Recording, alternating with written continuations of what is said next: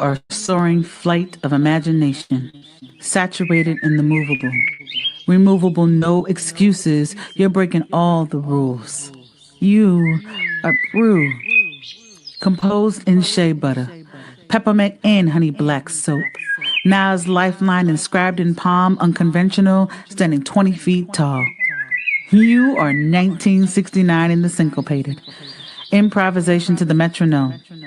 You chasse too. You allow your voice to ripen before time signatures expire in measures. You origami chords. You are where 30 shakes hands with adolescents realizing you just hit puberty. Watch as red clay seeps through pores building pyramids past prime. You are prime at 44. All brass, double bass, two drummers, three electric pianos, and percussionists all saying forget it at once. Hey, hey, hey. We are back, y'all. We are back for another episode of All About Our Liberation. And if you don't know who I am, it is your girl, Heather Byrd, visionary founder and CEO of Byrd's World Publishing, where we are on a mission to empower individuals, especially women of color, to write and publish their brilliance so they can turn their message into a movement. And today, y'all, I am so excited to invite you to this podcast of All About Our Liberation as we work collectively to reclaim and rebuild our way back home. This podcast is inspired by the upcoming anthology, and we are extending the conversation so we can transform on the page and in person. Together, we create permission to write, to rest, and to remember who we were before the world got its hands on us. So get your people in the room. Make sure you tag, share, and leave a comment so we know who you are and where you are coming from. But before we get started, as y'all know, I would like to send a special shout out to the network that made this opportunity possible for us to have this conversation. All right. So let's take a quick second. All right. Quick second to acknowledge and for me to introduce the female solution. Y'all give it up for the female solution. All right.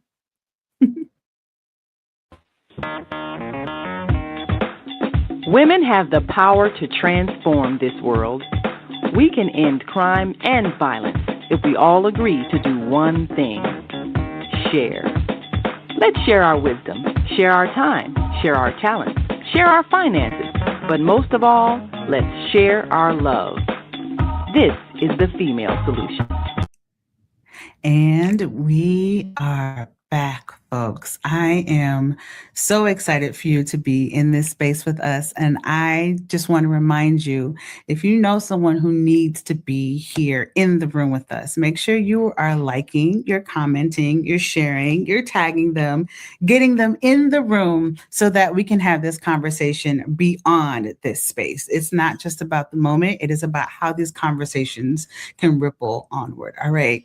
So y'all know what this is. If this is your first time here, one of the things that we like to do is make sure that we have the opportunity to ground ourselves before each episode. So I would like to create the space to pause, to ground, and to honor our ancestors and all of their wisdom.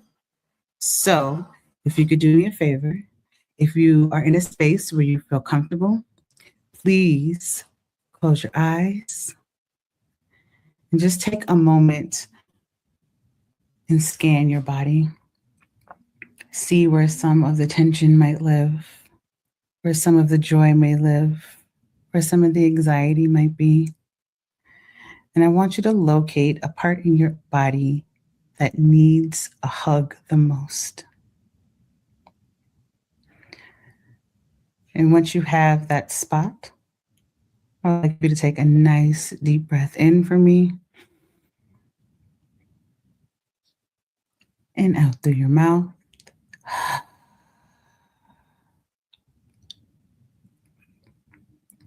Deep breath in. And let's hum it out.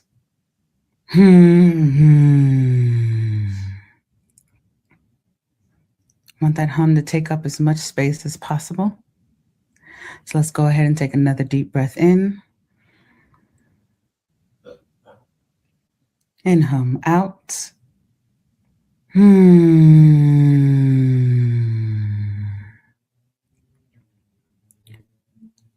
last time, nice deep breath in. And a deep hum out. And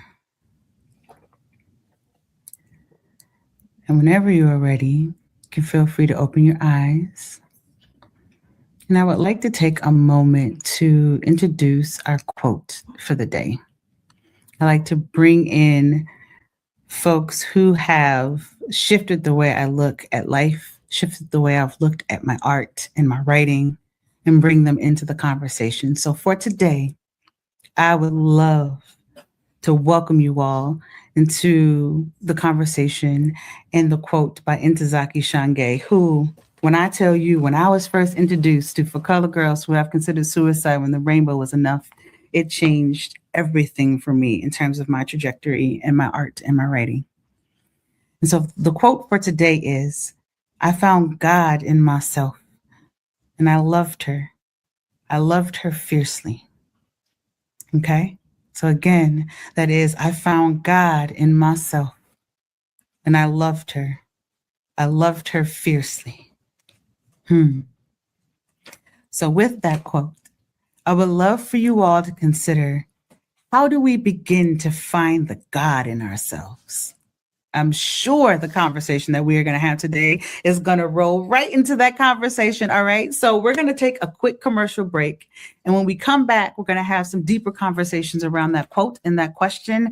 How do we begin to find the God in ourselves? So don't be shy. Make sure y'all are in the chat. Let us know what you think and what's coming up for you for that question. And we'll be back. What's up, guys? It's Osada, the host of the Gathering of the Griots podcast, part of the Female Solution. Want you to join us every Tuesday morning from 7 a.m. to 8 a.m. And guess what we do? We interview authors of the Soulful Chicago Book Fair. The books, the experiences, the lifestyles, all of it with fervor. So be there right on the Soulful Chicago Book Fair YouTube page or on the Female Solution Facebook page. We look forward to having you and all our literary essence. Peace. Everything we're made of contains light. From the sun that feeds our world to the energy that flows within us. With LifeWave X39, we've found a way to put that light to work. With X39, we achieved something remarkable in the field of wellness and science that others could not. By utilizing LifeWave's unique patented technology, X39 uses light to elevate GHK-Cu, a copper peptide known to support overall health and wellness. Unlike traditional light therapy, X39 uses the body's own infrared light to naturally increase vitality. By gently stimulating the skin with light, our non-invasive, non-transdermal X39 patches help you conquer your active lifestyle and pave a new way to vibrant health. And we're back. And if you're just now joining us, welcome to the 5th episode of All About Our Liberation, the podcast where we work collectively to remember, reclaim, and rebuild our way back home. Remember, I need to have y'all get your people in the room, all right? So if you haven't already tagged them and you know they need to be a part of this conversation, let's go ahead and do that work, because now is the time that y'all have been waiting for, all right? Now is the time to welcome our guests to this episode. And when I tell you, you're probably not ready. I thought I was ready when I met this woman 3.5 years ago. I'm trying to do math. I'm a poet, not a mathematician. But when I met her, everything shifted for me. So get your people here, all right? So before I bring up our guest, I want to make sure I have an opportunity to read her Oriki, all right? And if y'all don't know what an Oriki is, make sure y'all check out Lovey Ajayi Jones' book, Professional Troublemaker, where she breaks that down in chapter 1 on how we all need our own Orikis, all right? So y'all ready? Y'all ready for Leah? if y'all ready for Leah, go ahead and type "I'm ready" in the chat so that we can see you. All right. So, all right, here we go. I'm gonna calm down so I can read this, Ariki, because I can just feel all of the excitement in my chest because I already know what's in store in terms of this conversation, and there's parts of me that has no idea, and it's bubbling up inside of me. All right. Okay. So here we go. Here we go. Leah, House of Williams, first of her name, giver of life, love, and light, catalyst for change, creator and holder of space, healer of heads and hearts, disruptor, connector, and builder, believer of justice and restoration, guardian of her communities, defier of rules, limitations, and gravity. Hold on, I got to read that again. She said she's the defier of rules, limitations, and gravity.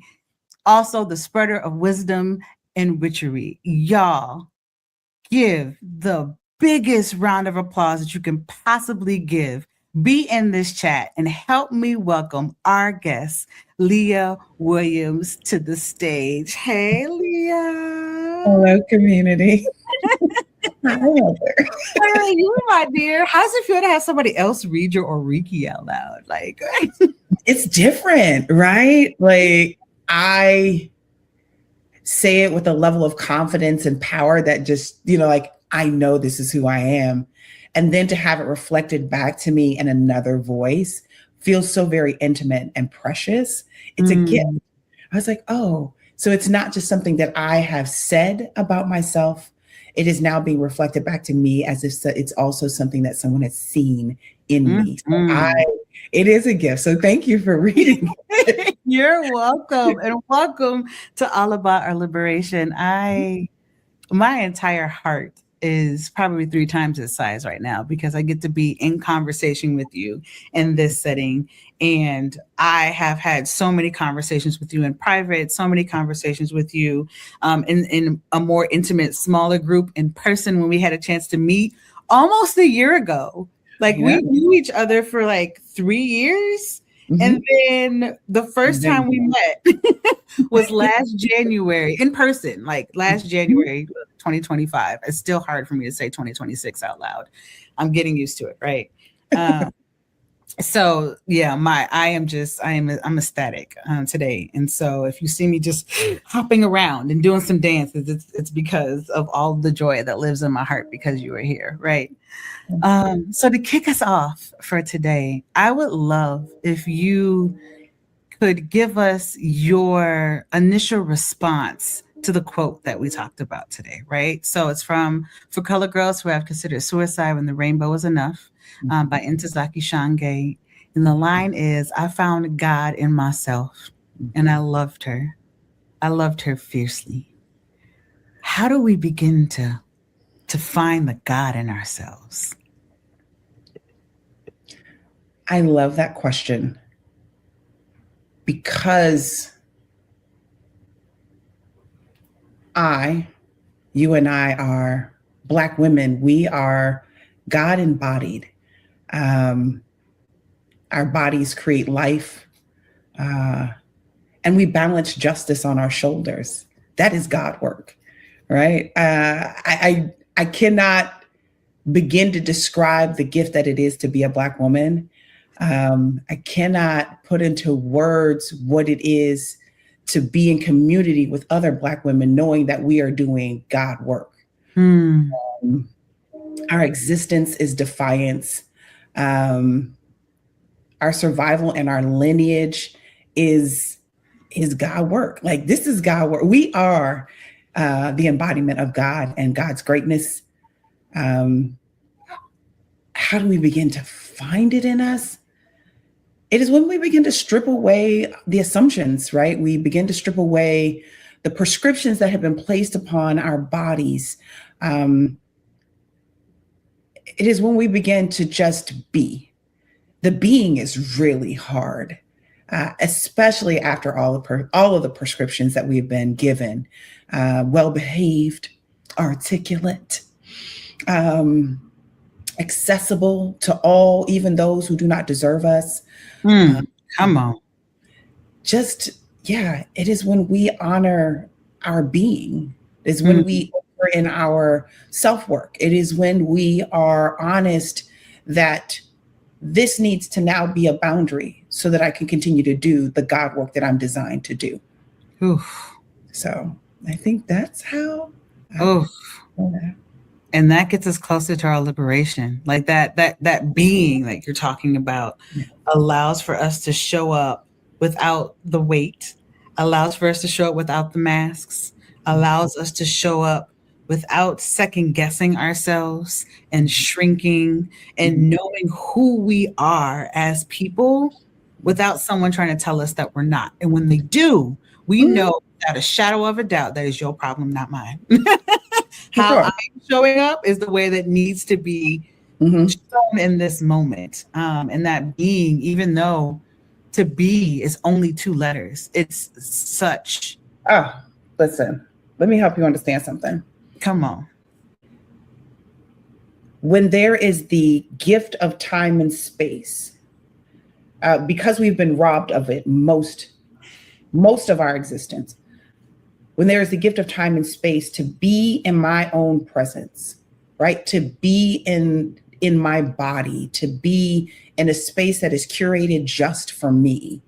I am like limitless. I am infinite. I stretch, I take up space, and I take up the space I'm supposed to take up, right? It's not a thing that I am over here spilling and taking all the air, but I am actually sitting and being part of one of my personal practices is my grounding and my meditation. And the grounding that you did, right? The inhale and the exhale and the om at the end, when you can feel it vibrate in your chest. So it's not just in the throat, but down into the body. You can actually feel it through the legs and across the back when it is a deep om. And that is that connecting energy. You're like, and I am being. And then when I am being, then I take up the right amount of space. Exactly. And there are no questions, right? There's no doubt about how I have been designed to do so. And I love when Black women take up space. Like, it's my jam. It is like my your whole body lit up. You're like, it's like, because you're supposed to, right? Yeah. And again, we're starting to peel away prescriptions. This was written for you. And this is how you behave, and this is how you show up, and this is how you speak. And then we decide, and no longer will I. You know what? I don't want to show up like that anymore. It's as simple as wearing my natural hair instead of going through the process of presenting the mask that has been identified as professional. It is as simple as, and I'm not wearing makeup because I like my face, and we're going to do it this way. And I wear this face every day, and I appreciate the way this face shows up in all its crevices and wrinkles, its roundness, its melanated glow. I'm allowed to, and I will. And honey, when we got enough of us saying, and I won't, and I won't, right? And I won't. Listen.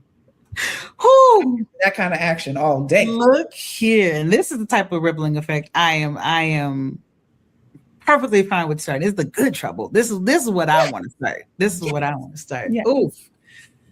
So look here, we're already deep into conversation just off of the quote and the question. So if we are over here having this conversation, I'm gonna need y'all in the chat also letting us know where your mind and your heart is when it comes to this quote and this question.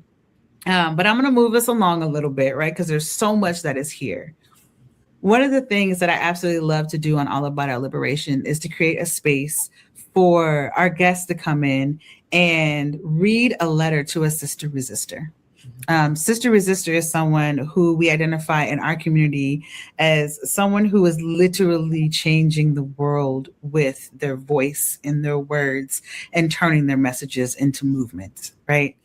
And it's not every day that you have an invitation from someone to be. It's not every day that someone writes a letter to you and invites you into the person you've always meant to be, and or bring up questions that could that come up on a regular basis that you might be a little too afraid to ask someone. And then you hear someone say it out loud and you're like, I have that. That's me too. Can we talk about it? Right. So it's the permission through this letter writing. So I would love for you to just invite us a little bit into your world.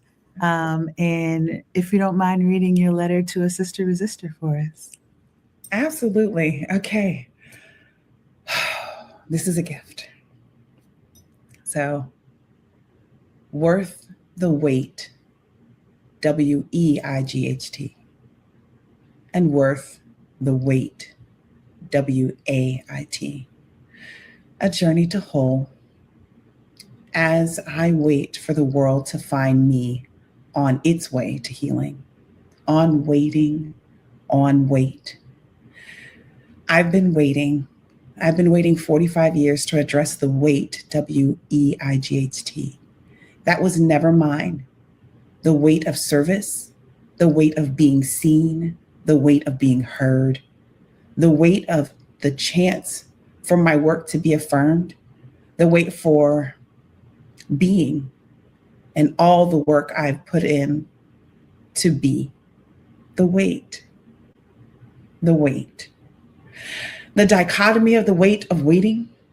God, I feel like I have done nothing but wait for my turn, for my time, for my healing, for my breakthrough. The weight of knowing now it is not the time. The weight of knowing that no is not never. I'm tired. The weight is too much. The dichotomy of the discipline of waiting and the weight that is the desire that I have that has been waiting for so long. Delays are not denials. And being able to sit with the weight shifts and shapes us. The weight was just enough weight to build strength. The weight was just enough weight to build muscle. The weight was just enough weight to build stamina. The weight was just enough weight to build discernment. The weight was just enough weight to build strategy. It is the appreciation of the weight. It is the appreciation of the weight. The gift of no longer holding my stomach in. The acknowledgement that I am wearing this weight well. The grace that comes with waiting. Dear sister, you are worth the wait. You carry the weight well. You maintain the weight while waiting your turn. And now it is time. No longer waiting for affirmations, knowing that you are no longer settling, that you only attract the energy that vibrates at the frequency of your highest self. And selfishly, honey, you pursue that frequency. To be clear, you are not a Band-Aid to be used as a temporary solution to a wound that requires much more than just a little bit of attention. You are a salve. You are healing. Being in your presence is healing. Sharing time with you is better than good for one's soul. You, my sister, were worth the wait. That's my letter. I don't know what to do. I wanted to listen. I wanted to hear it again. I wanted to take notes. There's a spot like right here in me that's like balling up and wants to like good cry. Yes. Because I feel seen. There's so much happening in my body right now. And I loved every single moment of this. Wow. Wow. If y'all haven't already, what the lines? Being in your presence is healing. Mm-hmm. Yes. You are worth the wait. Mm-hmm. I don't know what to do because all of me want you to read it again. Well, let's journey through it, right? Let's journey. So let's exhale first. Hold on, let me grab my water. I need a sip of water. Okay. Okay. So when I received the invitation to join this community, to be in conversation with you, there was a pause in my body. I was like, oh God, wait a minute. And there was in that moment, the prescription of what are you ready? Right? Do you have enough expertise? Is this really what you should be doing? And there was then, there was the prescription, and then there was the weight of the prescription. So how it fell on my body, how it rested in my bones. I was like, oh, this is huge. And it's appropriate, right? So of course, when you ask the question, you're like, what's going on? I was like, it's the weight. It was the WEIGHT. It was the weight of the invitation. That was so beautiful.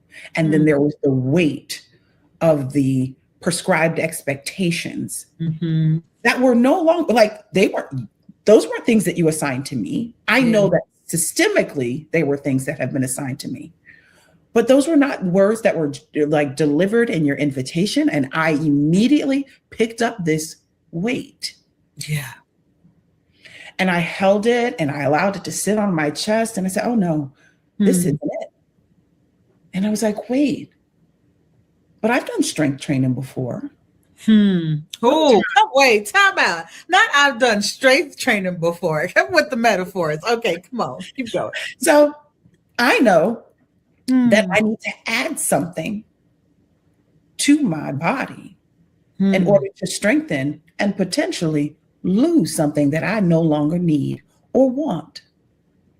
And so that work that we begin to do is very much so in line with what our life's work is, our God work is. Yes. Right? I have to take on the weight of showing up in my wholeness, being all the way seen in my melanated greatness. Dare I say my God body? Okay.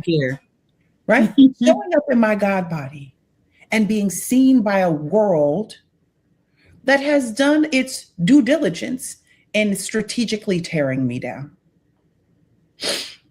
Absolutely. And I said, no, thank you. Right? I said, no, thank you. But there was still the weight. So there was a part of it that I had to start to talk through. Hey, sis, what's really going on? I'm concerned about being seen. That's what I had to talk about. I'm concerned about being seen. Well, why are we concerned about being seen? Let's get curious about that.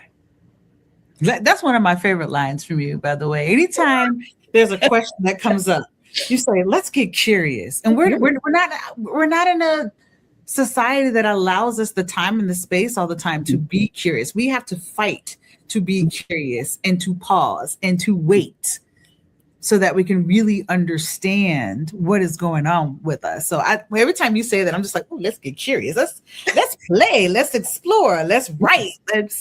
Yes. And the curiosity allows me to place a clear distinction between the expectation that is either my expertise or my silence. Whoa, it doesn't allow me again. Yes. So that right, like that curiosity places a distinct line between what is true and the prescription or expectation for me to either be exceptional, right, the expert, or silent. Yes. Right? That's that either or thinking. Ooh. No, friends. We are expansive beings. We hold multitudes in our bodies. So I have multitudes and expansive opportunities here. It is not just one way. It is potentially all the ways, and all the ways that are designed specifically for me and how I show up in the world. So that is something that let's get curious, because then I stop the weight of the prescription that was not for me. And that's one of the lines I said, You have maintained the weight well. Oof. And you waited well. And now it is your time. And you no longer are waiting for the affirmations. You know, like I stopped and I got curious and then I turned to my truth. I didn't have to worry about this piece, right? I got to respectfully dismiss this or disrespectfully. We can put a little razzle dazzle on it. I love it. I love it. Word. So like, that's a part of it. There's this idea that I can train with these expectations, but then when I take that, when I take that weight off, like any kind of other resistance training, boom, I fly. Yes. I am a defier of gravity at that yes. point, right? I am lighter because the body has been trained in the nonsense, and I have released myself from that nonsense, right? And now I am flying. It is now my gift to be in flight, and I won't give that up for anyone. So I want to be in a position. I desire, and I work really, really hard to be in positions where I can remind women who look and live like me, no, baby, we are designed for greatness, right? Genetically, physically, all of the things, in all of the ways. And there's nothing for us to be apologetic about. There's nothing for us to be silent about. And sometimes there's really nothing for us to do. That part is hard to not do when we've been taught to always jump in, to save, to do the, we're going to let you play in the mess that you created. Yes, I will. Might sip our tea in the process. And wait. Because we've been carrying the weight for so long. You're just getting introduced to it and then expect us all to jump and move because you said so. Or train you, right? Or train you on how to manage the weight. To respond. Yeah, how to manage the weight. It is so wild to experience this letter. I'm going to have to go back and listen to it again, right? But it is so wild to experience this letter because it takes me back to the moment that I decided to do this podcast, right? So you've been hearing about the project that we've been working on, All About Our Liberation, a manifesto for women of color, volume 1, all about remembering, right? And we're in the process of writing this, but it came out of witnessing the transformation that the women are experiencing in Byrd's world and how we are actively dismantling the traits of white supremacy in our everyday lives so that we can show up and just be. And what that being is doing for us is having a rippling effect, not only with the other women in the group, but with our families, right? We're showing up in ways where we get to let folks know how we deserve to be treated.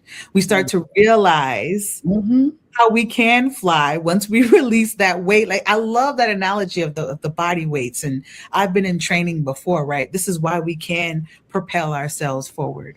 And so when I think about where the anthology started and to think about how it's expanded into this podcast and then to hear your letter, my goodness, that is a through line that I am always thankful for that happens when we're in conversation with one another, right? So you have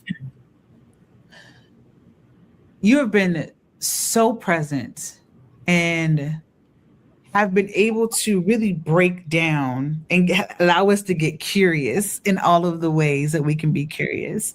I would love for you to just talk a little bit about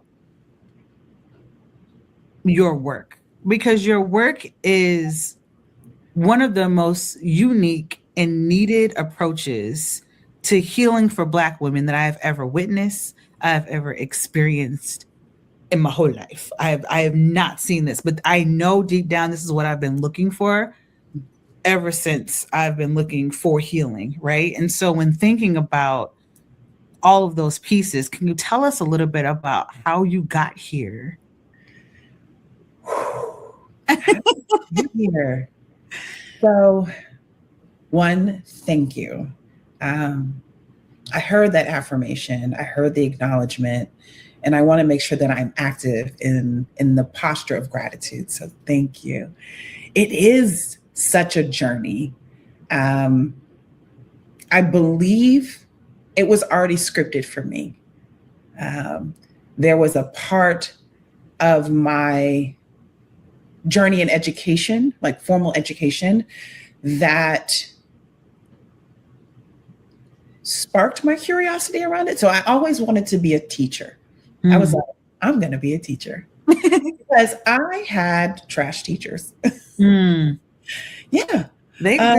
Unfortunately. Listen, the Bhagavad Gita says on this journey, nothing is lost, like nothing. Right. So you learn what not to do in those circumstances. Yeah. Even in our more challenging times, even in conflict, we are shaping and being shaped. And so like to those educators, I say thank you. Right. So I knew I wanted to be an educator. I knew I wanted to be a teacher. And then in high school, I had the gift of being able to take my first psychology class. And so I was like, ooh, I love this for me. I get to get curious about like how people work, like the inner workings of people. And of course, that's not how it was presented, but that's how I took the lesson, right? And I think that's often what my hope for education is, right? Is that we will offer you information and then you will make it work for how you show up in the world and how you desire to show up in the world. So yeah.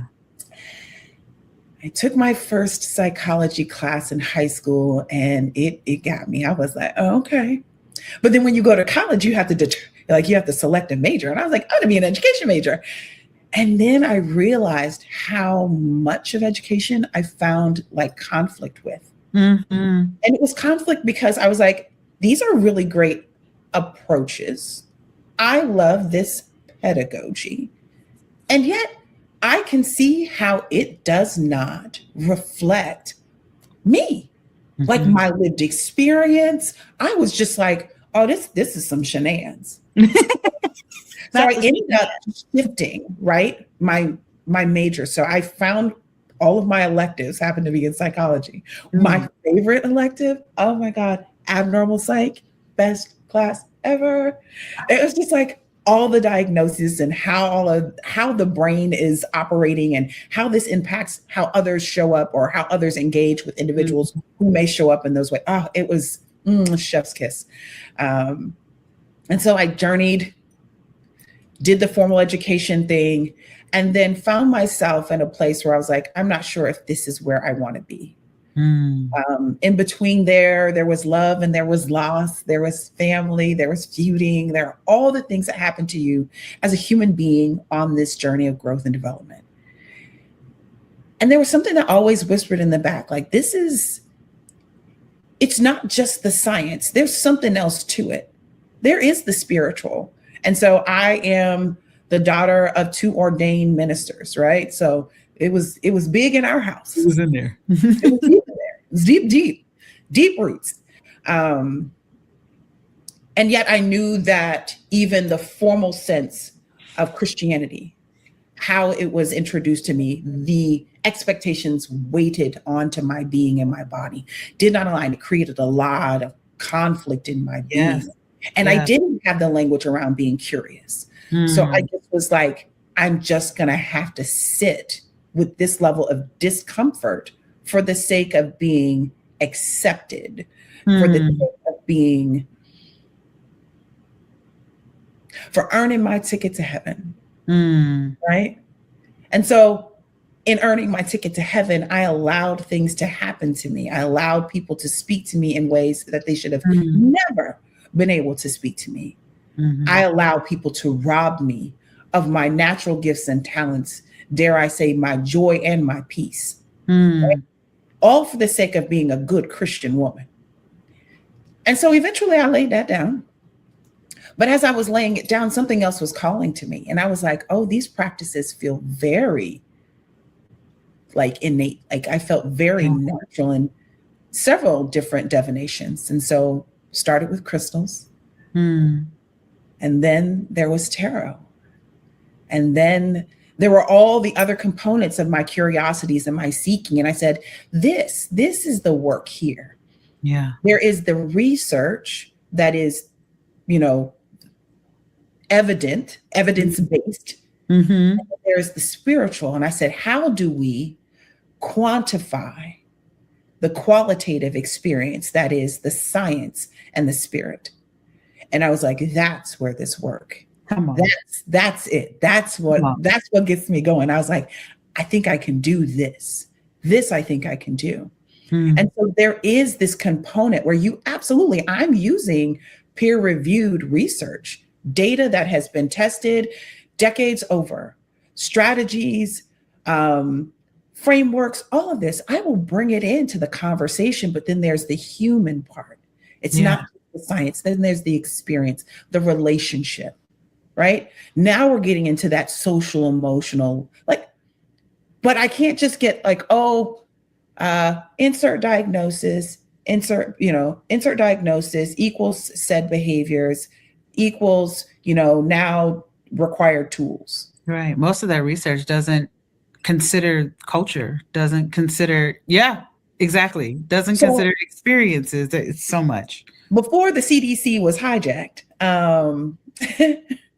they had these social determinants of health, and they talked about how all of these things are connected. Mm-hmm. And the framework that was presented, it was actually in a circle, right? Education, housing, food. They're all connected? What? I know. And so the challenge came with this. So the CDC, it was the Project Healthy People 2030. Baby, we got 4 years. And I'm not sure if they'll ever be able to continue that research. And that is where I think we actually started to begin the conversation around taking research-based information, peer-reviewed, evidence-based research, and plugging it into the relationship that is being human in a specific space, a specific time. Yes. And so those are the things. So that's kind of the overarching curiosity that I had in my body. I love it. And that has been percolating in my being for, I think, since my inception, right? Just down. Mm-hmm. And now I get to sit with women who are ready to enter their healing journeys and offer them not only the science, but the spiritual. And no, I'm not pushing any practices well, you got to use this and you should know these things. No, I sit and I experience them as a human first. You are human, minus all of the titles and the labels and the assignments. Mm-hmm. You're a human being. And I love that being part. Yes. Yes. And there we say hue, right? H-U-E. You're a human being. So there comes with that comes all these other things. And I just ask you to be in your hue, right? So what does it feel like to be in my hue? Being in my hue means that I look again at this beautifully melanated skin, that I sit in this very comfortably weighted 220 body, right? And I say to myself, and it is all good. And I wear the weight well, right? And I understand that the weight, as my body changes, the weight will be redistributed, right? Mm-hmm. And that is so that it can sustain and maintain what is coming in the future. Yeah. And so teaching women how to do that, right? Mm-hmm. And again, it's not a prescription, right? No. It is literally personalized approach to wellness, to wholeness, yes, right? To healing, to liberation. Oof, come on. So I'm not gonna lie. There are parts of me that I'm like, man, I'm so jelly that so when I started undergrad, I wanted to be a English and psychology major. Mm-hmm. Couldn't pass the test. I am not a good test taker, but I've always been fascinated with the mind and how the mind works and how our bodies work and the decisions that we make and why we make them. And I feel like I would have also asked the same questions of how do I fit in to what I'm reading in the research, and to the fact that you got to do it. I'm like, oh, shout out to HBCUs. My undergrad was at a historically Black college and university. So I am proud alum of Norfolk State University. And so it was, it was the window and the mirror that I needed that offered me the sliding glass door. So windows, mirror, sliding glass door, that is the research done by Dr. Rudine Sims Bishop. And so she wrote this paper back in the 90s, and she was talking about literature, right? Like books. Our students need to see themselves in the books, right? They need to be able to see opportunities. So further out, what can happen in these bodies that we have. And then to slide the glass door, that could be the window, opening that up and allowing them to journey to that path, right? I got to have a bit of that experience in my undergrad. And then I carried that gift all the way through to now in the role that I serve here in a DC public charter school, right? I'm a wellness counselor and I do all things well. Those students are so lucky. I love my babies so much. I love them. They're so lucky. My whole being, I love them. There is so much that is there. And when thinking about, I want to ask two more questions. When thinking about observing the room, because you are an observer to the depths of your bones, right? And watching you observe and taking the time to do that gives me the permission to also do the same. And I am enamored by your journaling practice. Yeah. So I would love for you to share just a little bit about your journaling practice and how that has helped you in being. Yes. Oh my gosh. We got to spotlight you for this one. You got excited. Hold on now. It is my favorite and like absolutely worst like practice. Like it's always here. Always. And I got to witness it always be like when she says always, this is not like kind of sort. No, like always picks up the pen and picks up the journal. And I was like, that is what I aspire to, like to have the space to get out of my head and put it onto page and make sense of it if I need to, or leave it, like that part. So my journaling practice is stream of consciousness. So I write for the space of clearing head and heart, right? It is really important that if I am to be present, if I am to be in a position of observation, right? If I am to be whole in what I am doing, I need to let some things go, right? I need to place them in an appropriate place and then be able to journey forward. I think when I started my journaling practice, it was for the sake of like, and maybe I'll go back to it and read it and see how much I've grown. I am 15 in, and I don't need to go back. I'm okay. Because what I said was what I needed to say at that time, right? What I needed was that, again, head and heart space. I needed it. And so I place a thought in that book and I think no longer of it unless I am called back to it. So sometimes I will have a moment in my morning practice where I am journaling. One of my more recent ones that I can't actually recall in this moment was busy is not the same as productive. And so I had to get curious about that. I said, was that for me? Let's go again. Get curious, y'all. Yuck. I didn't know what that was about. I said, well, what was that about? And I realized that as I went throughout my day, I was observing individuals being busy, but not being productive. And so then I got to get curious. How do I help these individuals move from busyness, just the activity of being active, and actually get them to produce something, right? To have impact. And that probably is more the production, right? I'm looking for opportunities to help not only adults, but children, human beings, to be present and productive in what it is that they desire. Right. It's Productive not doesn't always mean for someone else's consumption. correct. It Correct. means yourself. It could Yes. mean so many different ways to think about that. So I love that. Yes. And thank you for highlighting that piece, right? Mhm. Again, it is not for the sake of being affirmed or accepted or selected or any of those things. It is literally for the purpose of self. When I am good, so I talk about spheres of influence, right? So these conjoined circles, it's a circle, then there's a circle on top of that, and there's a circle on top of that. You're like, great, great, great. At the center of those circles, the deepest one is the self. Mm. The next is self and others, so interpersonal. Yeah. And then there is community, right? This larger sense of who we are.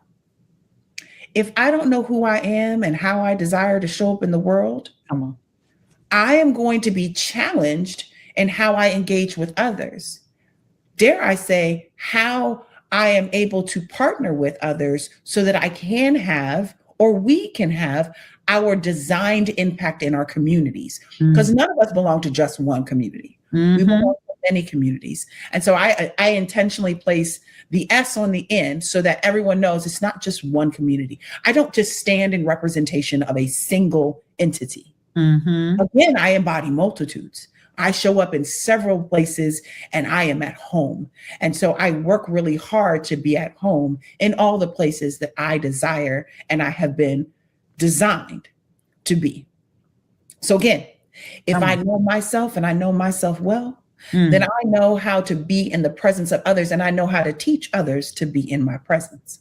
And if the two of us are aligned in knowing ourselves and knowing how we want to be in each other's presence, we are unstoppable in the impact in our communities. Right? God, that's that God work again. It goes back to the God work. We fighting God in ourselves. And I loved her fiercely. Yes, this is how we do that work. Yes. It is exactly how we do this work. And I want us to do more of it. It's scary though. It's the hardest body of work ever. It is. It's easier to do, I will say, in a trusted community. Because when you're doing it by yourself, sometimes there is work that is required for you to do on your own. Absolutely. There are also opportunities for conversations like these to take place where you write a letter and I get to see myself in that letter and then we get to get curious together. And it's not necessarily get curious to find the answer. It's like we're starting to unpack and then we might come back in 2 weeks. We might come back in 6 months. We might come back in a year and be like, and that's what my past self was trying to tell my future self. Thank you. Thank you. Thank you. Yes. Right. Yes. Ooh, my goodness. We could go on and on and on in this conversation. If y'all don't already know, there is a whole other segment that happens behind the scenes on Substack. So if you haven't already followed me on Substack, make sure you make that happen because the conversations in that space is a whole nother thing. So make sure y'all follow me at Bird's World there so that you can get a little bit more of a deeper dive into what we're talking about today, because we are just not scratching the surface. This is going to require a part 2, because when I tell you the questions and the things that came up for me just from the letter was beyond impactful. But to close us out, I would love for you to answer our last question for the evening. Why is the conversation about our liberation necessary? You've talked about a lot. We're gonna try to see if we can wrap it around and come on back to it, right? So why is the conversation about our liberation necessary? So I can't find where I learned this. Healing, when an individual begins their healing practice, they heal 7 generations behind and 7 generations forward, right? I have to heal. I have to do this work. I do this work for the greats and the great greats and the great great greats who held me in their bodies prior to me even knowing that I was. Come on. they seeded this liberation in me and the assignment that was appropriate, my God work, right? Mm. Because I love her fiercely. I love me fiercely. Mm-hmm. Is to do the work that is my work for me. So that I am saying thank you, right? Yes. And then saying journey mercies to those in front of me, 7 generations forward. Because Yes. it's extremely important that as I shift, I am shifting the energy, the atmosphere, all things that are I'm headed towards. I am the mother of 3 amazing game changers. I have 3 daughters. And that means I have 3 sets of eyes watching how I navigate this world in my audacious being, like this right here, it's upsetting. And I love it. And I teach my daughters, please go out there, cut up, act up, show what you have been gifted naturally to do. This liberation is what by any means necessary, friends. By any means necessary. It is deep in our DNA. Our ancestors did this for us. We are doing this for future generations. And I could not imagine future generations having to navigate even what we're experiencing now. I don't want that to be. So what am I willing to do? I am actually willing to be. I am showing the posture of gratitude. I am, taking the position of rest. I am, and listen, Trisha Hersey, right? Ebony Janice, listen. And I'm a bell hooks all through and through, right? Like we have great reminders, formal texts that have given us the memory of. Yes. And we're accountable to it. This is for us. It's been for us. It is ours. We walk in it as if it is now. And when we do, we make it so. Whew. So it is. Leah. Thank you so much for being a part of my healing journey. Thank you so much for showing up for so many people and for saying yes today. And for any time you said yes in the past and for all the times you will say yes in the future. I really hope you all are taking in this conversation here. Like I said, we are just scratching the surface and there is so much more to be said. If you want to follow Leah, I will definitely put her Instagram in the show notes. When she posts, you want to jot down the books that you see in her posts. You want to open them up. You want to read them. You want to have conversations. This is it's so necessary. It's so necessary. And if this conversation spoke to you in any way, please make sure you join us in 2 weeks as we continue our journey of healing, writing, and remembering. But before we close out, you know how I feel about your journaling and your journaling practice.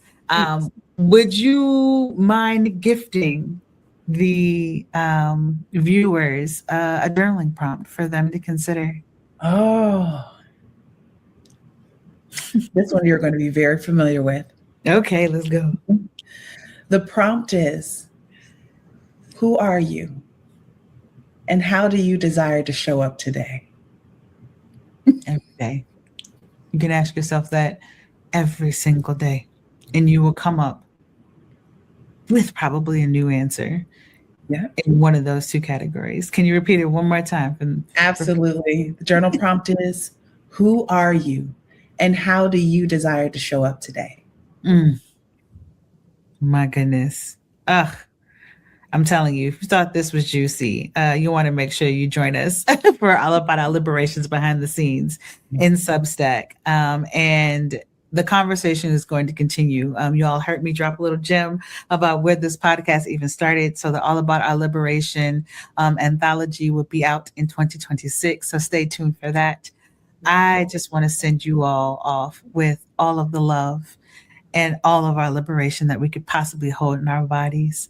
I want to let you know that I see you, that you are not alone. And I really, really, really want to invite you to come fly with us. So until next time, I will see you in 2 weeks. Leah, thank you so much. And I'll see you in the behind the scenes real shortly, y'all. All right, bye, y'all. We've come to the end of our show today. If you missed any broadcasts, go to our website for the audio and video archives at www.thefemalesolution.com. On behalf of our team of radio hosts, I'd like to thank all of you who participated in today's discussions. And to our global family joining us from all around the world, we say thank you. To our family in China, xie xie. India, Dhanyavad. Japan, arigato. Korea, kamsamnida. Russia, spasiba. Germany, danke. Poland, dziękuję. France, merci. Spain, gracias. Italy, grazie. Egypt, shukran. Ghana, madasi. Nigeria, eshe. South Africa, Ngiyabonga. Senegal, Jareth. Kenya, Asante. Israel, Toda. Pakistan, Shukriya. Afghanistan, Tashakur. Saudi Arabia and Palestine, Shukran. Assalamu alaikum wa rahmatullahi wa barakatuhu. Thank you, and may peace be upon you and the mercy of God and God's blessings.